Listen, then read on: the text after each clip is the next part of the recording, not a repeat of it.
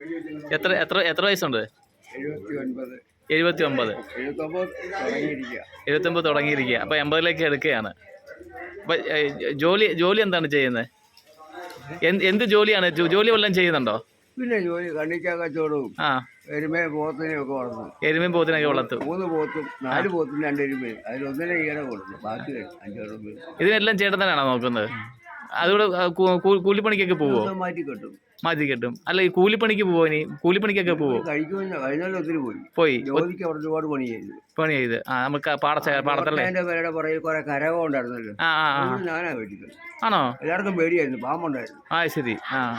ചെറുപ്പക്കാരെ കണക്ക് ആക്റ്റീവായിട്ട് 80 വയസ്സുണ്ടായാലും 80 വയസ്സായില്ല, കുറച്ചും കൂടെ ആകാനുണ്ട്. അതിനകത്ത് മരുന്നടിയും വളവിടിയിൽ ചെയ്യുമായിരുന്നു, എല്ലാം ചെയ്യായിരുന്നു. ശരി. വിളിച്ചില്ല. എപ്പോഴും കൂലിപ്പണി ഉണ്ടെങ്കിൽ പോവും അല്ലേ? ആരും വിളിച്ചാൽ ഞാൻ ചെവി സംസാരിക്കാൻ പറ്റത്തില്ല അല്ലേ? അവര് പറയുന്നത് കേൾക്കുന്നില്ല, ഞാൻ പറയുന്നത്. ശരി. പണിയൊക്കെ ചെയ്യും. ഈ കണ്ണിക്ക കച്ചവടം കണ്ണിക്ക് പോയി മരത്തിൽ നിന്ന് പറിച്ചെടുത്തിട്ട് സ്വന്തമായി അല്ല, ഈ കണ്ണിക്ക എന്ന് പറഞ്ഞാൽ മരത്തെ പോയി ചെന്ന് പറിച്ചെടുക്കുവോ? അല്ല, മേടിക്കൂല്ലേ? എല്ലായിടത്തും പോയി മേടിക്കുകയാണ്. അത് ശരിയാ. അത് കൊണ്ട് സംഭരിച്ചിട്ട് വേണ്ടിയ ആൾ വരുമ്പോൾ കൊടുത്തു വിടും. 50,000, 60,000, 70,000, 1 ലക്ഷം ഒക്കെ.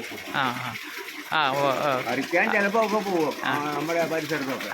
ഓക്കെ. നാലിയേറെ പോയി മേടിച്ചു.